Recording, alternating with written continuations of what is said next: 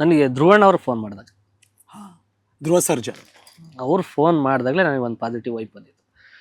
ಅಲ್ಲಿವರೆಗೂ ನನಗೆ ಸ್ವಲ್ಪ ಹಂಗೆ ಮನಸ್ಥಿತಿ ಇತ್ತು. ಬಟ್ ಎಲ್ಲೋ ಒಂದು ಕಡೆ ನನಗೆ ಅನ್ಕೊಂಡಿದ್ದು ಹೊಸ ವರ್ಷ ಬೇಕು, ಮಿನಿಮಮ್ ಜನವರಿ ಹೊಸ ವರ್ಷದಲ್ಲಿ ಕ್ಲಿಯರ್ ಮಾಡ್ಕೊಂಡು ಒಂದು ಗುಡ್ ನ್ಯೂಸ್ ಕೊಡೋಣ, ಅಲ್ಲಿವರೆಗೂ ಪ್ರಯತ್ನ ಪಡ್ತಾನೆ ಇರೋಣ, ನೋಡೋಣ. ಜ್ಯೋತಿಷಿಗಳ ಹತ್ರ ಚೆಕ್ ಮಾಡಿಸಿದ್ರ? ಇಲ್ಲ ಇಲ್ಲ ಏನ್ ನಡೀತಿದೆ ನಂದು ಸರ್, ಒಂದು 3-4 ಜನ ಫೋನ್ ಮಾಡಿದ್ರು ನನಗೆ. ಏನ್ ಯಾರು ಜ್ಯೋತಿಷಿಗಳ?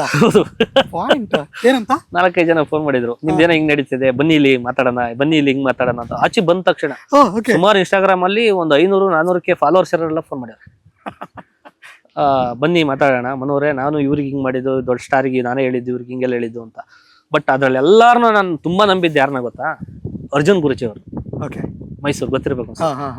ಅವ್ರು ಕರೆಕ್ಟಾಗಿ ಹೇಳಿದ್ರು ಸರ್, ಸಿನಿಮಾ ಪ್ರಮೋಷನ್ಗೆ ಆಶೀರ್ವಾದ ತಗೊಬರಕ್ ಹೋಗಿದ್ದೆ.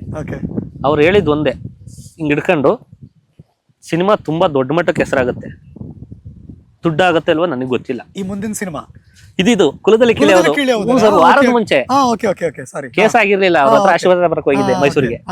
ಅವ್ರು ಹೇಳಿದ್ದು, ಈ ಕುಲದಲ್ಲಿ ಕಿಳಿಯೋದು ಸಿನಿಮಾ ದೊಡ್ಡ ಮಟ್ಟಕ್ಕೆ ಹೆಸರಾಗುತ್ತೆ ಸರ್, ಪ್ರೊಡ್ಯೂಸರ್ ಸೇಫ್ ಆಯ್ತಾರ, ಅದ್ ನನಗೆ ಗೊತ್ತಿಲ್ಲ, ಹೆಸರಾಗುತ್ತೆ. ಆಮೇಲೆ ನಿಮ್ ಬಗ್ಗೆ ಒಂದು ಒಳ್ಳೆ ಏನೋ ಸೀಕ್ರೆಟ್ ಸಸ್ಪೆನ್ಸ್ ನಡೀತಿದೆ.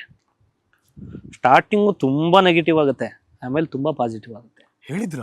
100% ಹೇಳಿದ್ರು. ಆ ವಿಡಿಯೋನ ಒಬ್ರು ಫ್ರೆಂಡ್ ಇದಾರೆ, ಅದು ಮಾಡಿದ್ರು.